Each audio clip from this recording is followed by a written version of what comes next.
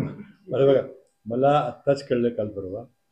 मी माझं मनोहर शिंदेचं कधीही काही बोलणं झालं नाही. पण ते आमच्या अतिशय जवळचे कौटुंबिक संबंध आहेत, राहतील. अं, वडिलांचं नच्च म्हणजे अगदी कुटुंब माझ्यापेक्षा जास्त प्रेम माझ्या वडिलांनी त्यांच्यावर केलं. माझ्या मनात त्याबद्दल खूप आदर आहे. त्यांनी खूप मोठं व्हावं अशी माझी भावना आहे. आणि काय बाकी काय प्रश्न आहे. मला थोडंसं वेदना एवढ्या झाल्या की मला 1-2 मिनटं, मला सगळं माहिती होतं. स्वतःच्या तोंडाने एक जर गोष्ट सांगितलं असतं की मला नाईलाजानं मला करावं लागतंय, तुम्ही सांगितलं असतं, आशीर्वाद दिला असता. तर काय तुम्ही निर्णय घेतला ते घ्या.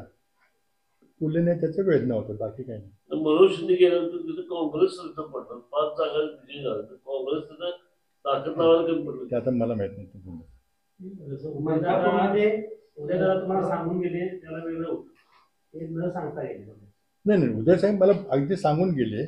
मी चर्चा झाली, सांगितलं मला काय आहे ते केलं, त्यात काय विषय नव्हता. मला करावं लागेल असं म्हटले, ते अगदी टोटली.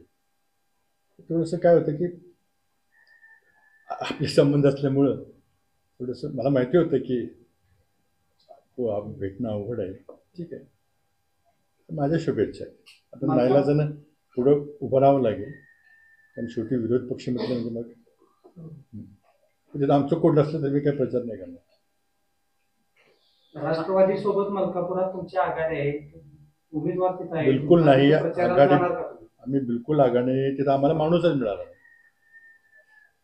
मलकापूरला आम्हाला काँग्रेसचा माणूस एखाद आहेत, ते नगराध्यक्ष वगैरे. आघाडीचा प्रश्न नाही.